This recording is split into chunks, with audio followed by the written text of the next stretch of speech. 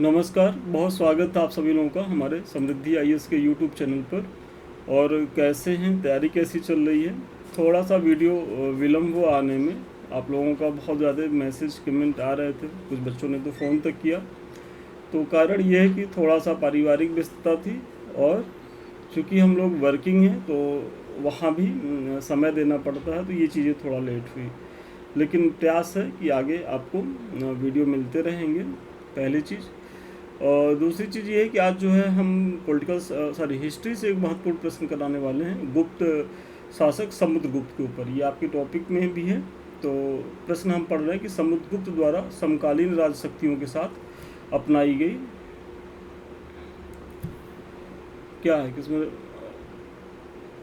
अपनाई गई नीतियों का जो है वर्णन करना है, और इसकी राजनैतिक सूझबूझ कहाँ तक प्रतिबिंबित होती है। मतलब इस प्रश्न में क्या है कि दो डायमेंशंस हैं, और आपको दोनों को कवर करना। जनरली बच्चे करते क्या है, मैं टेस्ट सीरीज में भी इसको दिया था अपने, और वहाँ क्या है कि पहली चीज़ों को तो बहुत बढ़िया से बताया कि समकालीन मतलब राजशक्तियों के साथ उसकी जो अपनाई गई नीतियाँ थी, भाई आर्यावर्त के साथ वो कैसा नीति अपनाता है, दक्षिणावर्त के शासकों के साथ क्या करता है, आठवीं राज्यों के लिए क्या करता है, सीमावर्ती राज्यों के लिए वो कैसी नीति अपनाता है, इसके बारे में बच्चों ने खूब बढ़िया से लिखा।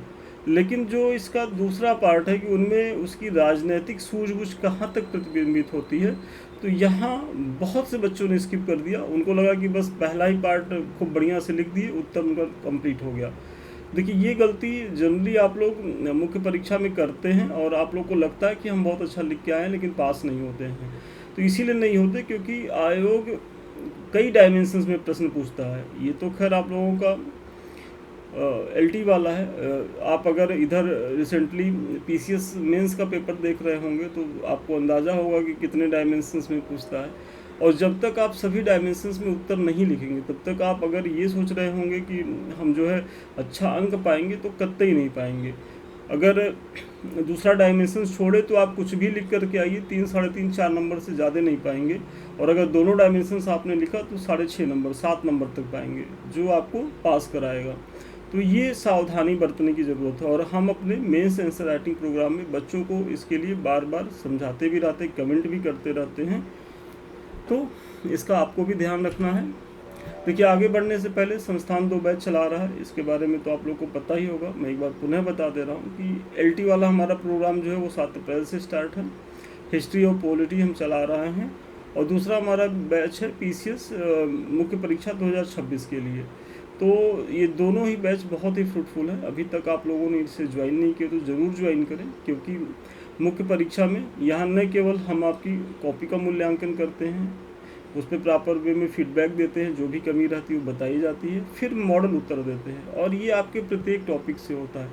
मतलब आप हमारे साथ जुड़िए, आपका पूरा टॉपिक कंप्लीट होगा, उसके साथ साथ आपके पास बेहतरीन मॉडल उत्तर रहेंगे, और आप कुछ नहीं, केवल मॉडल उत्तर हमारे पढ़ के जाइए, सफलता 100% सुनिश्चित है।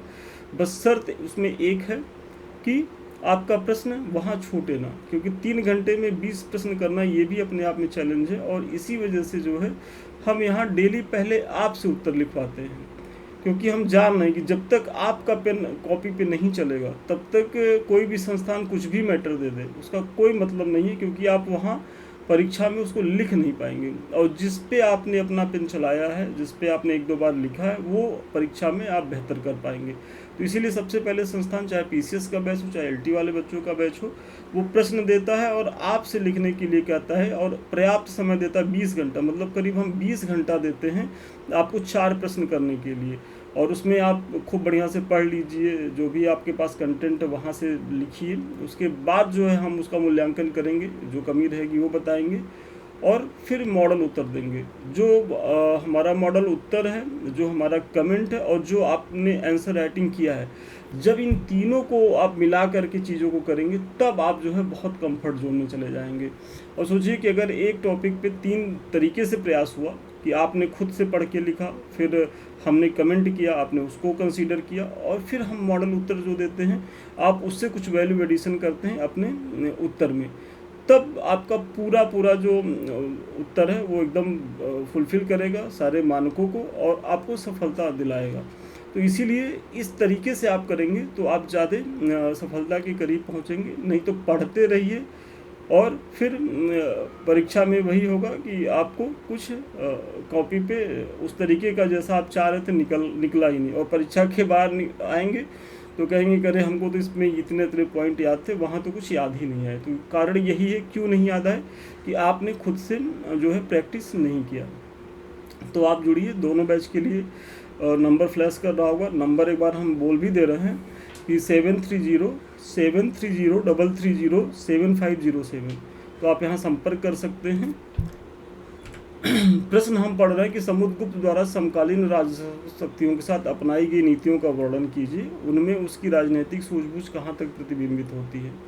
तो सबसे पहले थोड़ा सा समुद्रगुप्त के बारे में परिचय दीजिए कि समुद्रगुप्त गुप्त वंश का सबसे महान सम्राट था और अजय योद्धा। चंद्रगुप्त का क्या था, ये उत्तराधिकारी था, और उन्हें अपनी विशाल विजयों के कारण क्या कहा जाता है, भारत का नेपोलियन कहा जाता है। मतलब चंद्रगुप्त के बारे समुद्रगुप्त के बारे में बता रहे हैं आप कि समुद्रगुप्त कौन था। तो गुप्त वंश का एक प्रतापी शासक था, चंद्रगुप्त का उत्तराधिकारी था, और अपनी विशाल विजयों के कारण इसे क्या कहा जाता है, भारत का नेपोलियन।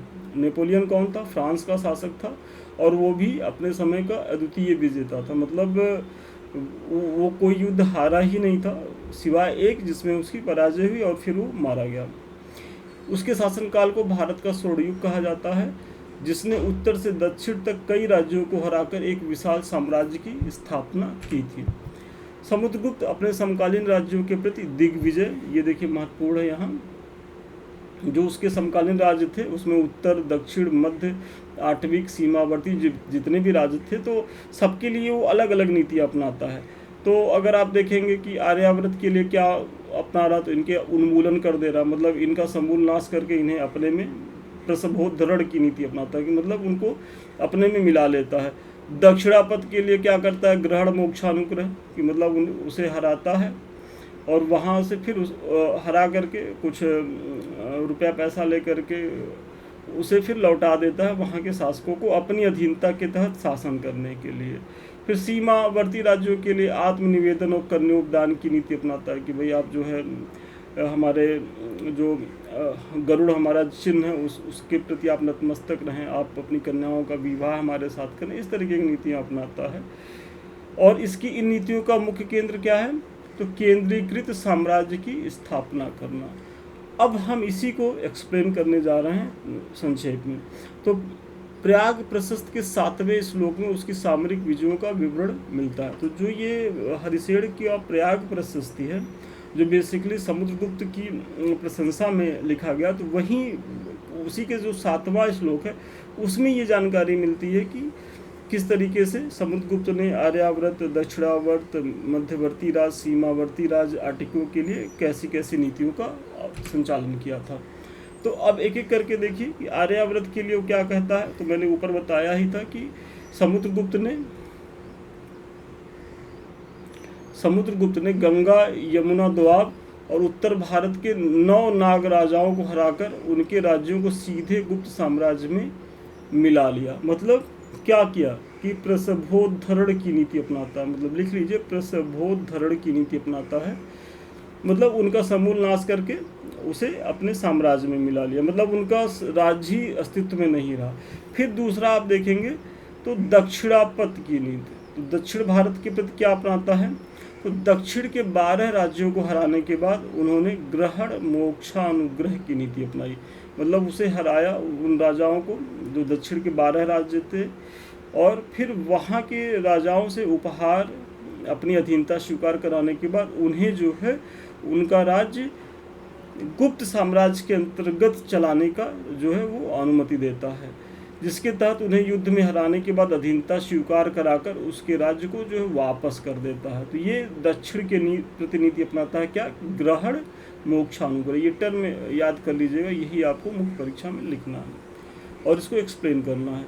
अब आपके मन में आएगा कि ये दक्षिण के प्रति ऐसा जब हराने के बाद ये पूरी तरीके से अपने साम्राज्य में क्यों नहीं मिला लेता है। तो आप लोगों को ये पता होगा कि उस समय तो इतनी ज़्यादा वर्तमान में देखा जाए तो जो सैन्य ताकत भारत के पास है वैसा तो कुछ था नहीं, कि जेट थे, फाइटर थे और आर्टिलरी थी, एटम बम थे, ऐसा तो कुछ था नहीं। घोड़े हाथी पे जा करके युद्ध करना पड़ता था। तो इतने बड़े भूभाग पर प्रत्यक्ष नियंत्रण रखना जो है वो बहुत बड़ी चुनौती थी। तो ऐसे में अगर वो दक्षिण को अपने राज्य में मिला लेता तो संभवतः वो उत्तर भी उससे ना संभलता और दक्षिण भी जो है वो विद्रोह के साए में रहता। और आगे चल करके देखिए इसी की नीति का अनुसरण करता है अलाउद्दीन खिलजी, और उसकी भी दक्षिण नीति एकदम सफल रहती है। लेकिन इसके बाद आप देखेंगे तो मोहम्मद बिन तुगलक और औरंगजेब दक्षिण को प्रत्यक्ष नियंत्रण में लाने का प्रयास करते हैं, तो उनका जो है साम्राज्य बिखर जाता है। तो इसीलिए आप देखिए कि समुद्रगुप्त कितना दूरदर्शी शासक था कि वो ग्रहण करता है, हराता है, फिर अनुग्रह कर देता है कि जाइए आप अपना राज्य चलाइए।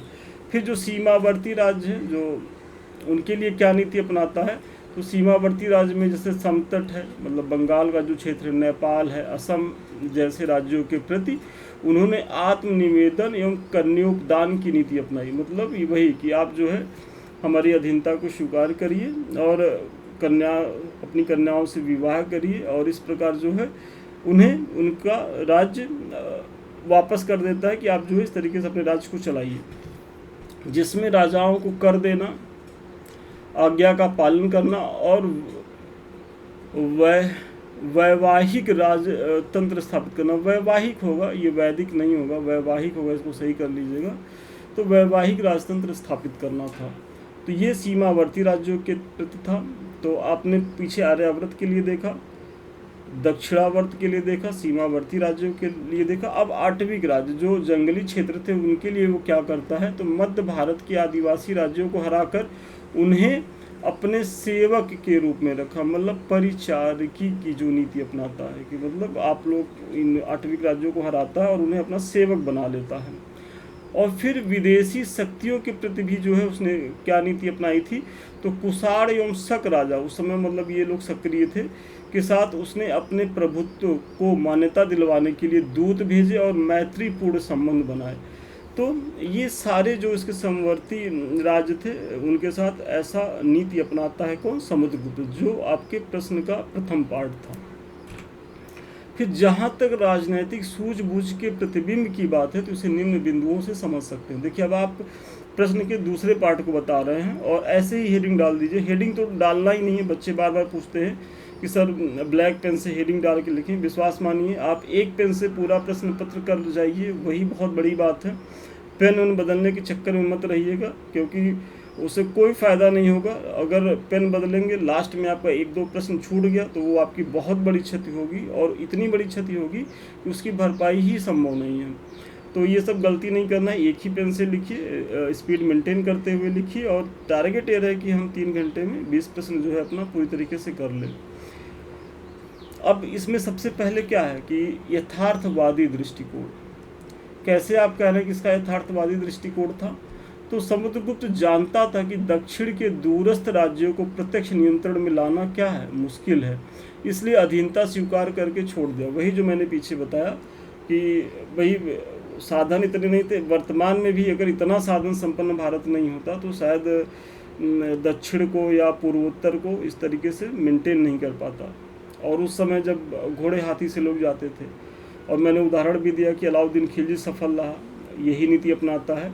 और प्रत्यक्ष नियंत्रण की नीति स्थापित करने के चक्कर में आप देखेंगे आगे चल करके मोहम्मद बिन तुगलक और औरंगजेब की जान निकल जाती है। मतलब वैसे नहीं मर जाते लेकिन वो बिखर जाते हैं। फिर शक्ति संतुलन स्थापित करने में ये दूसरा बहुत महत्वपूर्ण है कि उन्होंने उत्तर भारत में प्रत्यक्ष और दक्षिण भारत में अप्रत्यक्ष शासन की नीति अपनाकर क्या किया, तो शक्ति संतुलन स्थापित किया। ये भी महत्वपूर्ण पॉइंट है। तीसरा बताइए कि सांस्कृतिक विविधता होगा, वेदता नहीं होगा, विविधता होगा। उसने केवल युद्ध ही नहीं किया बल्कि अश्वमेध यज्ञ कराकर खुद को चक्रवर्ती सम्राट के रूप में स्थापित किया, जिससे उसकी व्यवहारिक दृष्टि के साथ साथ दूरदर्शिता भी झलकती है। मतलब वो वास्तविक तो विजेता था ही, साथ ही वो सांस्कृतिक दृष्टिकोण से भी एक मैसेज देना चाहता था। यज्ञ कराता है और चूंकि उस समय ये अश्वमेध जो यज्ञ होता था वो राज्य की संप्रभुता और राजा की शक्ति का परिचायक होता था, तो वो इस तरीके से भी अपनी शक्ति और संप्रभुता को जो है वो दिखाता है अन्य राजाओं के प्रति। तो आप इसको भी लिखिएगा और फिर एक निष्कर्ष दीजिए किस प्रकार कहा जा सकता है कि समुद्रगुप्त अपनी विजेता एवं यथार्थवादी राजनीति के बीच संतुलन बनाकर एक मजबूत और विशाल गुप्त साम्राज्य की नींव रखने में सफल रहा। और इस तरीके से मुझे बड़ा भरोसा है कि न केवल आपको एक प्रश्न का मॉडल उत्तर मिला होगा, बल्कि भूमिका कैसे लिखनी, निष्कर्ष कैसे लिखना और सभी डायमेंशंस को कवर करते हुए कैसे उत्तर लिखना है, इसके बारे में हम कुछ बता पाएंगे। देखिए, इसके बारे में तो मैंने चर्चा करी ही, अभी तक आप लोगों ने ज्वाइन नहीं किया तो ज्वाइन करें, दोनों बैच चल रहे हैं। और देखिए, ऐसे ही हम मॉडल उत्तर देते हैं और ये प्रत्येक दिन देते हैं, मंडे टू सैटरडे। और मॉडल उत्तर पे भी आप हमारे केवल विश्वास करके प्रैक्टिस करके चले जाइए, और यदि आप प्रश्न छोड़ के नहीं आते तो 100% आप अपनी परीक्षा पास करेंगे। संस्थान के कुछ लिंक्स हैं, तो सबसे पहला हमारा लिंक है, आप लोग टेलीग्राम पूछते हैं तो ये है @समृद्धि IAS ऑफिशियल। आप हमारे टेलीग्राम पे पहुंचेंगे। 2 हमारे यूट्यूब हैं, एक तो जिसपे अभी हम आप रूबरू हैं समृद्धि IAS का, और दूसरा है संदीप मिश्रा ऑफिशियल। तो ये दोनों चैनल आपकी तैयारी के लिए बेहद उपयोगी हैं। अभी तक आप लोगों ने इन्हें ज्वाइन नहीं किया तो ज्वाइन करें। वीडियो अच्छा लग रहा हो तो कमेंट जरूर करें। आपको किसी टॉपिक पे समस्या हो रही तो उसको भी कमेंट करके बताएं। यदि आपकी जेन्युइन डिमांड होगी तो हम उस पर ज़रूर वीडियो बनाएंगे। और सबसे अंत में आप हमसे बात करना चाहते हैं, हमारे किसी बैच से जुड़ना चाहते हैं, तो 7303307507 पे संपर्क कर सकते हैं। तो ठीक है, आज के लिए इतना ही। पुनः मिलते हैं नए वीडियो में नए क्लास के साथ। तब तक के लिए धन्यवाद, बहुत शुभकामनाएं आपको।